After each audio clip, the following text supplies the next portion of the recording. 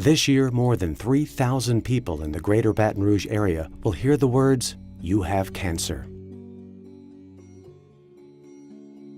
In November of 1999, right before Thanksgiving, Lainey, who's 8 now, was my 6-month-old baby. She was diagnosed with neuroblastoma, cancer.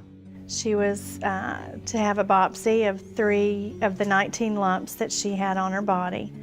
And when the doctor came out, I asked her, "How many did you take out?" And she goes, "Well, I did 3," and then she began to cry. And that is when she said that it was malignant and that it was cancer, and I hit the floor. I retired January 1st, 2003.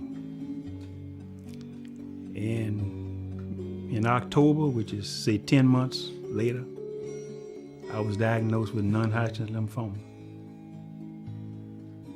So 10 months into my retirement, that's what I faced. In August of '93, my 13-year-old daughter was diagnosed with an inoperable brainstem tumor. Right near the Christmas holiday, she started losing some use in her left side. I called her doctor to see what I could do, and she referred me to cancer services, and they lent us a walker and a wheelchair. You could not get to the tumor, so she had 9 months. It's not a long time, but you realize there are things that you can kind of put closure to. You have time to make plans and arrangements to let people know how you feel. I would say a couple months, we just really weren't listening. And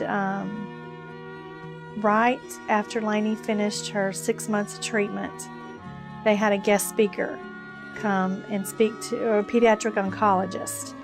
And I knew that I wanted to come and find out more about cancer. After Lainey had finished treatment, when she was going through it, we were just going through the motions. We were doing what we needed to do.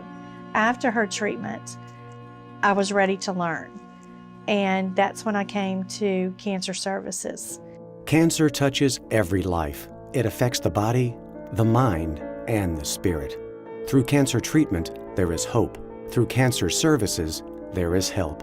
Since 1959, Cancer Services of Greater Baton Rouge has been an invaluable resource to our 10-parish service area, providing programs and services free of charge to those living with, through, and beyond cancer. The resources there are just phenomenal. You don't think about all the stuff that you might need. They can plug you into counseling first and foremost, plus they can get you any of the special needs you may have or plug you to the people that you need to see. There were wigs there. There's a wig room. If you needed literature, if you wanted a support group. Everybody needs support. And when you have people that are in the same condition that you are in, going through the same problems or trials and tribulation, it's sort of refreshing to talk to other people saying, well, you know, it's not just me. They take care of the family. It's not just the cancer patient. It's not just the parents. It's everybody. My son and I got involved in camp care. It was something that we always talked about doing. It's for the children with cancer and their siblings. It is a week packed full of fun activities for them. They go fishing, they go bowling, they go to the movies. So just all of those things that may seem little to us are huge for kids. When you walk in the door, everybody is positive and upbeat. Well, they're in that type of atmosphere and they're doing that, so you have to be focused on people with cancer. And so when you walk in the door, I mean, I never felt out of place or what. And people in the support group are very nice. I would say that I felt like I'm part of a family. The first person that introduced herself was a lady, and she says, "My name is so-and-so. My daughter is 18 years old. She's just graduated, fixing to go to college, and she was diagnosed with the type of cancer when she was a baby." And I started crying. Lainey had just finished treatment, and she was a year old. It was hard to think 17 years later that I could be that person. And at that moment, I said, that's who I want to be for other people. I want to be there for someone, to give someone hope 17 years later. I was fortunate enough that I had support. I had family. All of our families here. I have a wonderful husband of 30 years. There are people that have no one, and those are the people that I can't imagine not having anybody to go through this with. Cancer Services has volunteers. They have staff. There's somebody for you. You don't have to do it alone. There's somebody to help you and to help you with your whatever you need. You just call and say, I need this, and they're there. We are committed to providing all of these programs and services free of charge. But in order to keep our commitment, we need yours. Your annual gift will allow us to continue helping cancer patients where they need help most.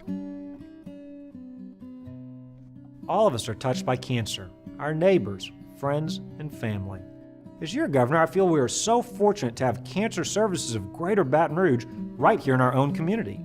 In fact, Cancer Services is the only community-based agency right here in our hometown committed solely to improving life and empowering lives of those living with cancer. They do this every day through programs and services, counseling and guidance, activities for children, and it's all free of charge. But for them to be able to continue, they need our continued support.